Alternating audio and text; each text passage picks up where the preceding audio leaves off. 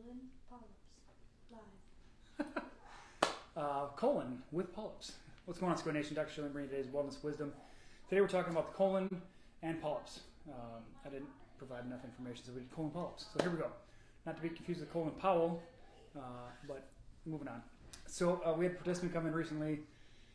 John came in with colon polyps and colon issues, and so did Judy. And so the Jays came in and they said, we got colon problems, or so they thought. And if you don't know anything about colon polyps, you can look at an image on the interwebs, and it'll show you like this little bulb on the inside of the colon. And so what is thought oftentimes is colon polyps are bad, but spoiler alert, they don't tell you anything diagnostically. They just simply say there's colon inflammation. So a lot of people go to get their colonoscopy when they turn 50-ish, and it's like required or recommended, and then they go back every year or every 6 months depending on when they have, or however many colon polyps they have. But the colon is the organ that holds some of our deep down dirty issues, if you will. And so that's what we're going to get into as far as helping you understand what's going on with the colon, and that polyps are simply an indication of inflammation. But when in doubt, consult your medical physician for proper medical advice. This is educational information that helps you understand the German New Medicine version of what colon polyps mean and why you might have a polyp in your colon. So, to that end, as we alluded to, the experts in the field say that colon polyps are indicative of cancer or precancerous and things like that. So what they do is they put a little loop around it. You know, let's say this is a colon polyp, they put a loop around it, they burn it off, and then they tattoo the inside of your colon. So next year when they go back, they can find the spot where the polyp was last year to see if it came back. Now, why would they do that if they fixed the problem? One might head scratcher ponder. Because they haven't actually fixed anything, and they've seen over and over they had to start tattooing the colon because they want to make sure it wasn't coming back in the same spot. But when you lasso it and burn it off, you actually leave scar tissue behind, which then your body has to try and repair and heal.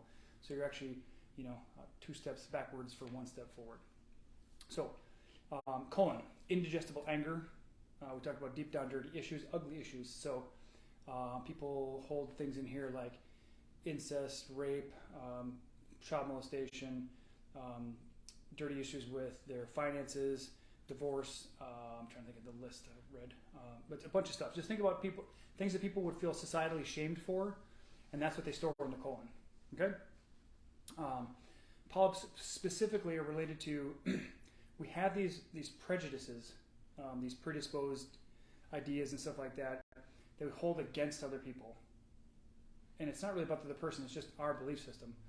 And we're not clear on them, so we still hold on to them because they give us some type of guidepost. So that's what a colon polyp is related to. So if you have polyps, you have prejudice towards something or someone in your life that it's probably, your brain says it's keeping me safe by having this prejudice, but if you take a moment and analyze it, you might find a different perspective if you ever connect with the person to figure out who they really are.